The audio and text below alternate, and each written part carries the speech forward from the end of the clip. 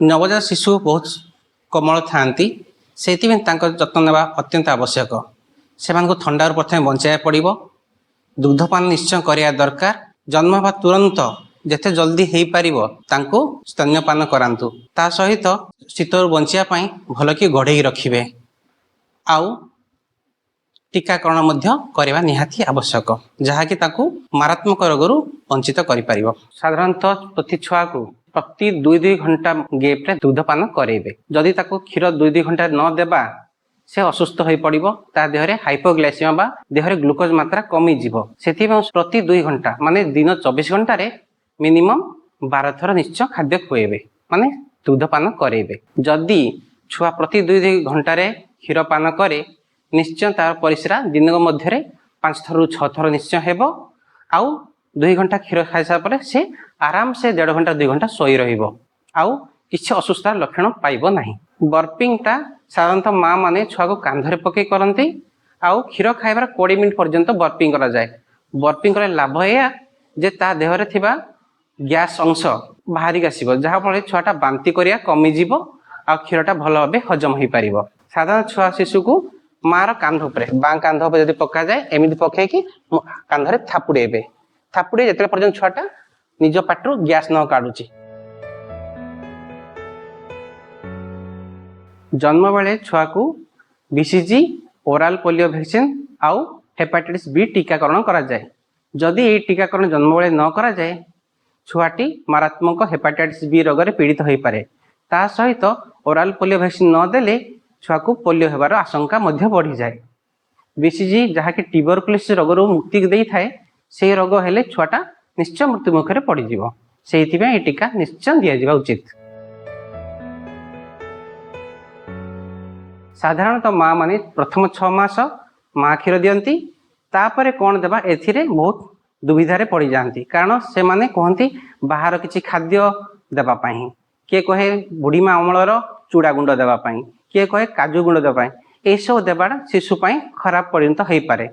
शिशु माँ क्षीर सहित सुषुम खाद्य जहाँकि सहजरे हजम हो पारे जथा पनीपरिया चकटा आलू चकटा नॉर्मल साधा क्षीर बिस्कुट खीरी ता सहित खेचुड़ी बनईके अल्प अल्प ताकू छोट गिनारे गिनाटे दे पारे।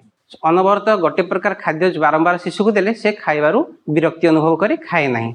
सेतिपे तार खाद्य किछि किछिटा परिवर्तन निश्चय करेंगे जहाँ फल शिशुटी खाद्य देखा पसंद कर। शिशु खाद्य खुला बेले अन्य जिनस देवे नहीं जहाँ फल छुआटा से स्वादर अनुवर्ती हो नॉर्मल जो सादा खाद्य आउ जहाँ शिशुर परिपुष्टक खाद्य ग्रहण करे नहीं जहाँ शिशुर परिप्रकाश विकास रे बाधा सृष्टि करे।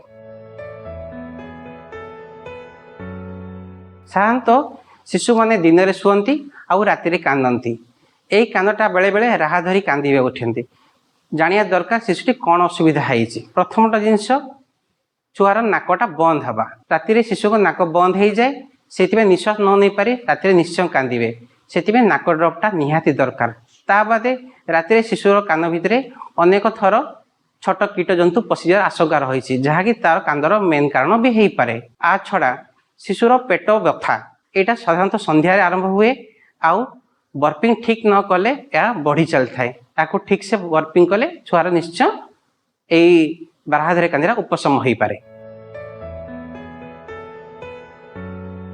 प्रथम कथा साधारणतः माँ माने शिशु जन्म होला पर खाद्य कमई दियांती।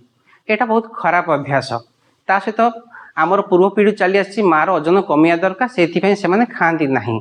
किंतु आम साइंस विज्ञान कहे जे माँ माने जेतिकी खाऊथिले तार 1.5 गुण अधिक खाइबे। खाइले सेमान क्षीर निश्चय वृद्धि हेब आउ सेमाने अधिक क्षीर शिशु को दे पारिबे। 550 कैलोरी जोटा कि एक्स्ट्रा छुआ पाई दरकार हुए से माँ को निश्चय खाया पड़ो। अधिकांश माँ माने सुषुम खाद्य सहित किसी पुष्टिचार युक्त खाद्य खाइबा निहात दरकार। जदि सेपरी न खाती माँ देह दुर्बल हेब आउ माँ मध्य रोग रे पीड़ित हेब जहाँ फल शिशु मध्य निजर विकास करि पारिबो नाही। साधारण निमोनिया रो मुख्य कारण होची शिशुर जत्नर अभाव। शिशु को जदि भल भाव आम घोड़े रखा ना ताकू थंडा आरंभ हम। थंडा आरंभ हेले ଧୀରେ ଧୀରେ ଥଣ୍ଡାଟା ବଢ଼ି ବଢ଼ି ଫୁସଫୁସକୁ ଆକ୍ରାନ୍ତ କରି ଶେଷରେ ନିମୋନିଆ ରୋଗରେ ପୀଡ଼ିତ ହେବ।